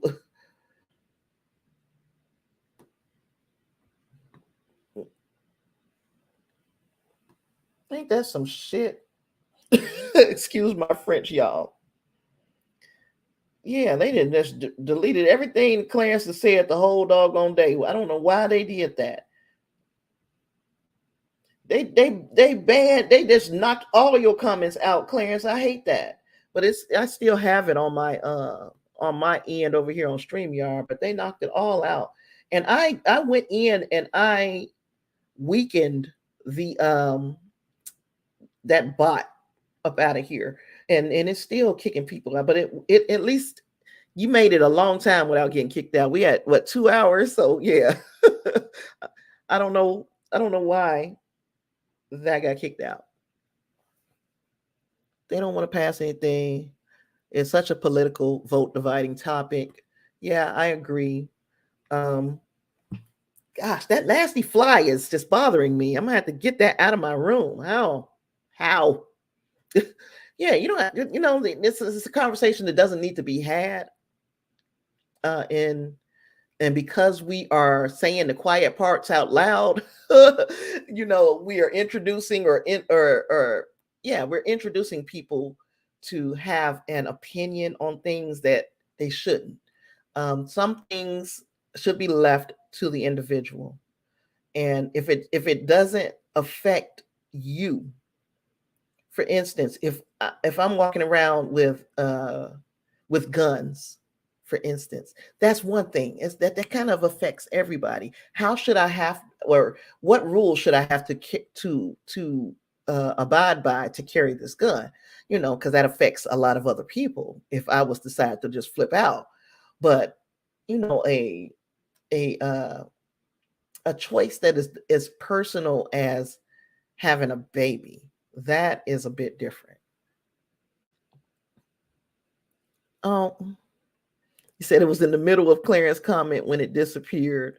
Oh, well, it did. It said saw some survey that most people agree on what defines life, but they don't want to pass anything because it's such a political vote dividing topic. Yeah. And for instance, I was listening to, and I can't even tell you what it was, the Midas Touch. I think that was the name. That's the name of the channel. I can't remember what show I was watching. Well, I was watching that. It's on YouTube. And it's a political. They're left wing or left leaning guys, and they talk about politics. And they were discussing the former president Donald Trump, and they were saying that at one point he said that he did not like. He was pro-life. He did not like the idea of abortion. However, that he believes that people should have a choice. So this was years ago that he made these comments, but he but he Lord have mercy.